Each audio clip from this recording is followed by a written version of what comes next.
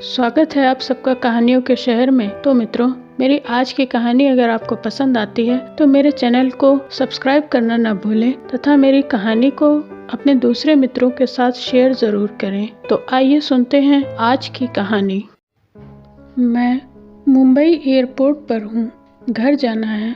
आगरा के लिए direct flight है। 1.5 से 2 घंटे में पहुँच जाएंगे। आज यहाँ बड़ी भीड़ है। शायद कल से लॉकडाउन लग रहा है, इसलिए हर किसी को अपने घर अपनों के पास जाने की जल्दी है। मैंने भी अपना सामान लगेज ट्रॉली में डाला और चेक इन की लाइन में लग गया। अपनी बेटी और बीवी को भी अपने पास ठीक अपने पीछे लाइन में लगा लिया ताकि कोई प्रॉब्लम न हो। Mister Aditya Kumar, entry door पर खड़े जवान ने आवाज देकर पूछा और मास्क हटाने को बोला। उसे मेरा फेस मैच करना था। मेरा चेहरा देखकर बोला, ओके। फिर मैंने अचानक कहा, मेरे साथ 3 और लोग हैं, अपने पीछे खड़े अपनी बीवी, बेटी और तीसरा। अचानक मेरी बेटी ने बोला, पापा हम 2 लोग हैं, आज भैया हमारे साथ नहीं हैं। अपने ख्यालों से बाहर आते ही मैंने बोला, सॉरी 2 लोग हैं। उसने चेक इन करके अंदर जाने का इशारा किया और हम एयरपोर्ट के अंदर थे। एयरपोर्ट की सारी फॉर्मेलिटीज़ पूरी करने के बाद हम गेट नंबर 12 पे अपने बोर्डिंग के इंतज़ार में बैठे थे। हाथ में मोबाइल लिए मैं कुछ काम करने लगा और अचानक मोबाइल फ़ोन नीचे गिर गया। झुक कर उठाने लगा तो मेरी नज़र मेरे जूतों से जा टकराई। ये वही जूते थे जो मैंने और मेरे बेटे रोहित ने अभी 2 महीने पहले ही खरीदे थे। रोहित ने ज़िद करके मेरे बर्थडे पर मुझे ये वुडलैंड के महंगे जूते दिलवाए थे और सेम टू सेम उसने अपने लिए भी लिया था। रोहित, मेरा बेटा, जो अब तक हमारे साथ था पर अब नहीं है, अचानक एक मीठा सा दर्द सीने में टीस सा करने लगा। मेरे बर्थडे के 2 दिन बाद वह ट्रेनिंग के लिए यूएस चला गया था। कंप्यूटर साइंस से बीई के लास्ट ईयर में था। उसका कैंपस सिलेक्शन हो गया था। कोई अमेरिकी कंपनी थी, सो अमेरिका 6 महीने ट्रेनिंग के लिए बुला लिया था। बेटे के कैरियर में बाधा नहीं बन सकता था, सो जाने दिया। शायद वो मेरी सबसे बड़ी भूल थी। यूएस में कोरोना महामारी दस्तक दे चुकी थी। ये सब मैंने न्यूज़ में देखा था। फिर मैं बेटे के आगे क्यों मजबूर हो गया, क्यों जाने दिया उसे, सोचकर आज भी मन ही मन पछताता हूँ। एक दिन रोहित से फ़ोन पे बात हुई।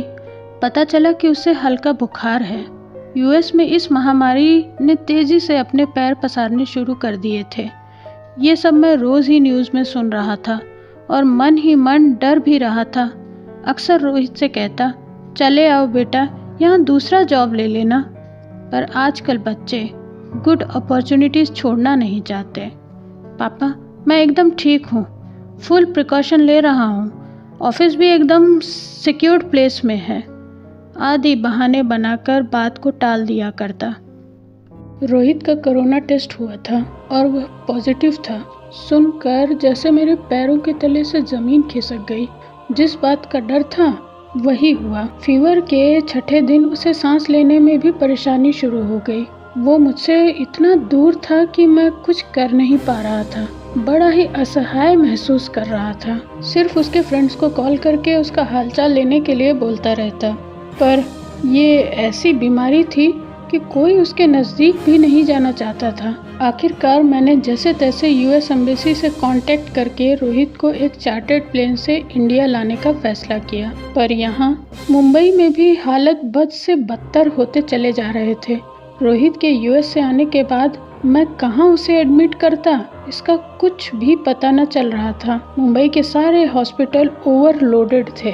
किसी भी हॉस्पिटल में एडमिशन की कोई गुंजाइश नहीं थी। रोहित की चिंता मुझे दिन ब दिन खाए जा रही थी। उसकी बिगड़ते हालत न मुझे दिन में चैन लेने देते और न रात में। मेरा एक पुराना जिगरी दोस्त वहीं यूएस में था। अचानक मुझे याद आया तो मैंने उसे कॉल लगाया और वह रोहित को देखने के लिए तैयार हो गया।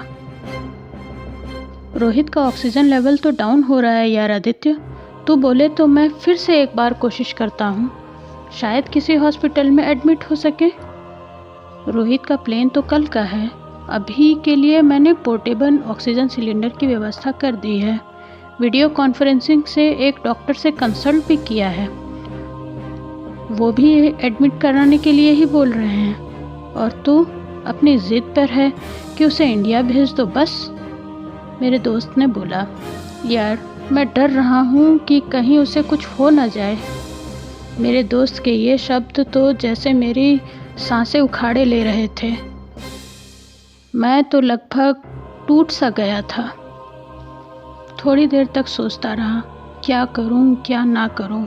अगर उसे वहां रखूंगा तो वहां उसे कौन देखेगा। बिना देख रेख के लगभग उसका बचना नामुमकिन था। अचानक भीतर से एक ऊर्जा सी जागृत हुई और मैंने खुद को समेटते हुए बोला, तू भेज दे यार, मेरा बेटा जिएगा तो यहीं और मरेगा भी तो मेरे पास, कहकर कॉल कट कर दिया। और फिर मैं जैसे एकदम बिखर सा गया था। मैं और मेरी बीबी आशा दोनों की आंखों में जैसे आंसुओं का समंदर सा समा गया था। अचानक मेरा मोबाइल बज उठा और मैं अपने विचारों के मायाजाल से बाहर आया। मोबाइल देखा तो मेरे छोटे भाई का कॉल था। मैंने दबे स्वर में बोला, हेलो। हाँ भैया, आप चिंता न करो, यहाँ आगरा के एक प्राइवेट हॉस्पिटल में मैंने एक प्राइवेट वार्ड बुक कर दिया है। ईश्वर ने चाहा तो सब ठीक होगा। रोहित कब तक यहाँ पहुँचेगा? कल सुबह या समझो दोपहर तक, मैंने रुंधे हुए गले से बोला। यूएस से 12-13 घंटे का सफ़र है। डायरेक्ट आगरा एयरपोर्ट आएगा। तुम एम्बुलेंस तैयार रखना। तभी बोर्डिंग की अनाउंसमेंट हुई और हम बोर्डिंग करने चल दिए। मन में लगातार बस यही प्रार्थना चल रही थी कि किसी तरह रोहित ठीक हो जाए। अगले 20 मिनट में जहाज़ आसमान में था और मैं अपने विचारों के भंवर में। रोहित के बचपन से लेकर यूएस जाने तक की यादें मानो जैसे किसी मूवी की तरह मेरे दिमाग में चल रही थी। रात तक मैं भी आगरा अपने घर पहुंच गया। फ्रेश होकर बैठा ही था कि मोबाइल खोला तो देखा यूएस से मेरे दोस्त का मैसेज था, रोहित की बोर्डिंग हो गई थी, तुम एयरपोर्ट टाइम से पहुंच जाना। ओके थैंक्स का रिप्लाई करके मैंने फ़ोन रख दिया। रास्ते में घर आते वक्त मैंने इस महामारी की भयानकता को समझा। चारों तरफ एक अजब सा सन्नाटा और थोड़ी थोड़ी देर पर उस सन्नाटे को चीरती हुई एम्बुलेंस की आवाज़ें। सड़कों पर जगह जगह ऑक्सीजन सिलेंडर की गाड़ियाँ या फिर मृत मरीजों की शव यात्रा की गाड़ियाँ। मेरा कलेजा तो मानो जैसे मुंह की ओर आ रहा था। आज पूरी रात मैंने मानो बैठे बैठे ही बिताई। एक पल के लिए भी नींद ना आई आंखों में। 2 घड़ी को आंखें बंद हुई तो लगा रोहित चिल्ला चिल्ला कर मुझे कह रहा है, पापा प्लीज़ सेव मी। और मैं हड़बड़ा कर उठ बैठा। अभी सुबह के 4 ही बजे थे कि छोटा भाई अमित आया और कहने लगा, भैया रोहित के लिए ऑक्सीजन सिलेंडर की व्यवस्था करनी होगी, बड़ी किल्लत है। मैंने एक ठंडी सांस भरी और कहा, हाँ भैया, मुंबई में भी यही हाल है, कैसे होगा सब कुछ। और भाई के कंधे पर हाथ रख दिया। अमित ने मेरे हाथ को अपने हाथों में लेकर कहा, भैया आप चिंता न करो, हम रोहित को बचाने में एड़ी चोटी का जोर लगा देंगे। कुछ नहीं होने देंगे हम अपने बच्चे को। जिस हॉस्पिटल में हमें रोहित को एडमिट कराना है वहीं पे ऑक्सीजन सिलेंडर की गाड़ी आती है सुबह सुबह। सो मैं अभी से लग जाता हूँ जाकर लाइन में, ताकि हमें ऑक्सीजन की प्रॉब्लम ना हो। किसी तरह एक खाली सिलेंडर की व्यवस्था हो गई है। इतना कह अमित अस्पताल की ओर रवाना हो गया। अगली सुबह लगभग 12 बजे तक हम रोहित को अस्पताल में भर्ती करा पाए।